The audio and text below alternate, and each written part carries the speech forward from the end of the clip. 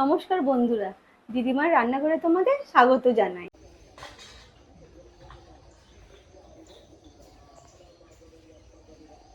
কিছু কারণের জন্য আমি অনেকদিন ভিডিও করতে পারিনি। আজ থেকে আমি আবার রান্নার ভিডিও শুরু করলাম। প্রচুর গরম, তাই আমি ছাদে ভিডিও করতে পারছি না।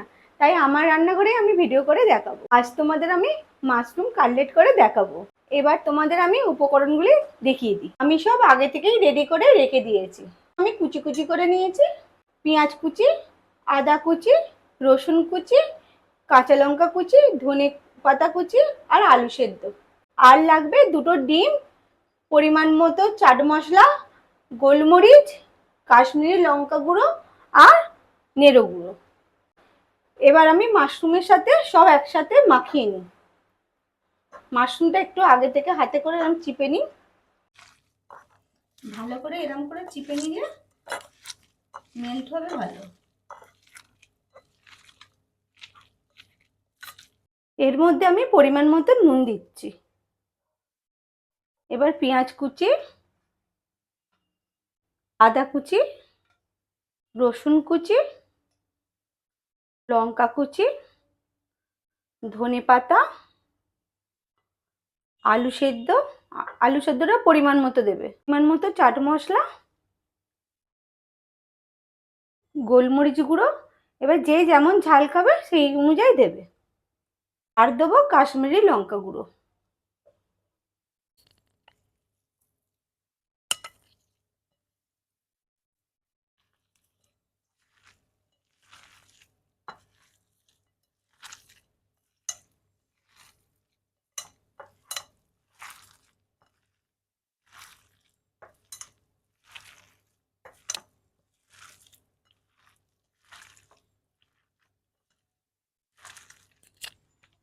এটা মাখা হয়ে গেছে। আর দেখো এরকম টাইট করে মাখতে হবে। দেখো এরকম টাইট করে মাখবে। এবার আমরা দুজন মিলে কাটলেটটা রেডি করে নিই।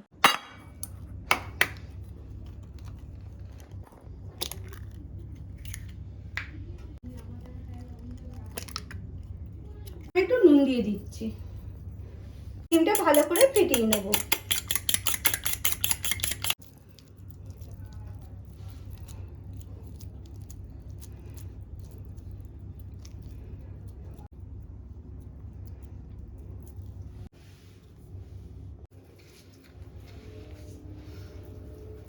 এটা ভালো করে আমি নেড়ে গুঁড়োতে মাখিয়ে নিচ্ছি।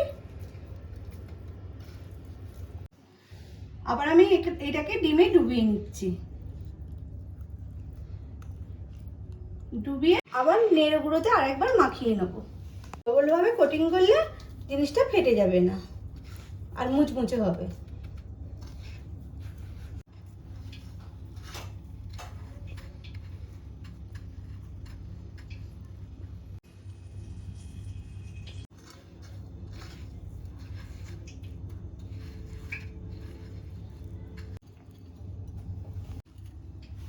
এইভাবে আমি রেডি করে নিয়েছি। সাদা তেলটা গরম হয়ে গেছে, এবার আমি আস্তে আস্তে সবকটা ছেড়ে দিচ্ছি।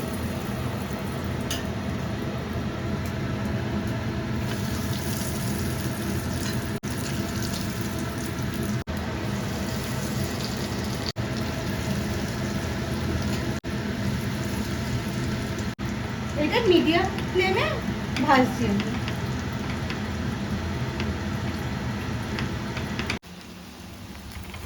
এইভাবে লাল লাল করে ভেজে তুলে নিতে হবে। আমার ভাজা হয়ে গেছে লাল লাল করে।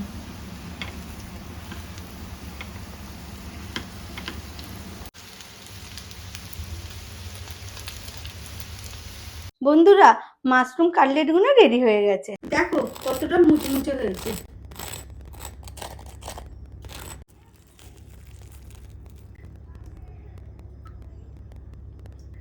ভিডিওটা ভালো লাগলে লাইক করবে আর শেয়ার করবে। আবার পরের ভিডিওয় দেখা হবে।